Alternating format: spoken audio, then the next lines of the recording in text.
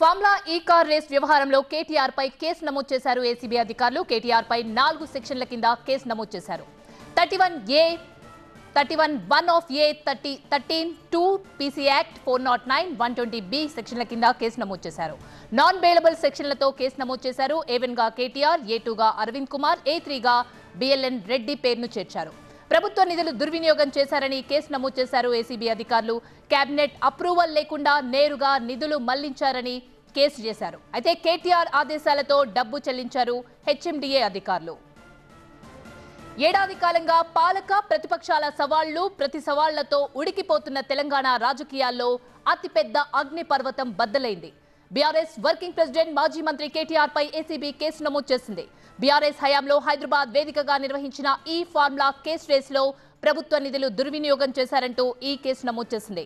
ఎఫ్ఐఆర్లో కేటీఆర్ ను A1 ముద్దాయిగా పేర్కొన్న ఏసీబీ ఆయనపై మొత్తం 4 సెక్షన్ల కింద కేసులు పెట్టింది. కాళ్లలో భారం, వాపు లేదా అల్సర్ తో బాధపడుతున్నారా? ఇవి వెరికోస్ వెయిన్స్ లక్షణాలే. భారతదేశంలో number 1 varicose veins hospital Avis ను సంప్రదించండి. ఇప్పుడే మీ అపాయింట్మెంట్ ను బుక్ చేసుకోండి. మాజీ మంత్రి కేటీఆర్ పై కేసు నమోదు చేశారు. ప్రభుత్వ నిధులు దుర్వినియోగంపై కేసు నమోదు చేశారు. కేటీఆర్ పై 4 సెక్షన్ల కింద కేసులు నమోదయ్యాయి.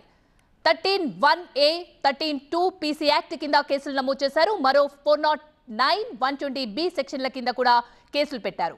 4 సెక్షన్ల కింద నాన్ బెయిలబుల్ కేసులు పెట్టింది ఏసీబీ. A1 గా కేటీఆర్, A2 గా అరవింద్ కుమార్, A3 గా BLN Reddy. Prevention of corruption act కింద కేసులు నమోదయ్యాయి. నేరం రుజువైతే ఏడాది నుంచి 7 ఏళ్ల జైలు శిక్ష పడే అవకాశం ఉంది. ఇదే కేసులో A2 గా ఐఏఎస్ అరవింద్ కుమార్, A3 గా హెచ్ఎండిఏ మాజీ చీఫ్ ఇంజనీర్ బిఎల్ఎన్ రెడ్డిని స్పష్టంగా పేర్కొంది ఏసీబీ. అధికార దుర్వినియోగం కింద ప్రివెన్షన్ ఆఫ్ కరప్షన్ యాక్ట్ కింద కేసులు నమోదు చేశారు. ఆర్బీఐ మార్గదర్శకాలకు విరుద్ధంగా ఎఫ్ఈఓ సంస్థకు నిధులు బదలాయించినట్టు ఆరోపించింది ఏసీబీ. భారతీయ కరెన్సీలో విదేశీ సంస్థకు నిధులు మళ్లించినట్టు ఎఫ్ఐఆర్లో పేర్కొంది ఏసీబీ. ఆర్బీఐ అనుమతి లేకుండా ఈ చెల్లింపులు చేసినందుకు గాను 8 కోట్ల పెనాల్టీని కాంగ్రెస్ ప్రభుత్వం చెల్లించినట్టు ఏసీబీ తెలిపింది. ఆర్బీఐకి కట్టిన పెనాల్టీతోనే ఈ race scam బట్టబయలైంది.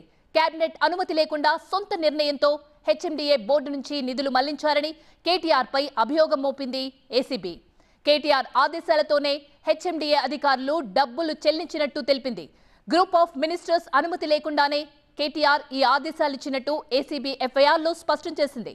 Finance secretary clearance లేకుండానే ఈ నిధుల్ని నాటి మంత్రి కేటీఆర్ విడుదల చేసినట్టు ఏసీబీ ఆరోపించింది.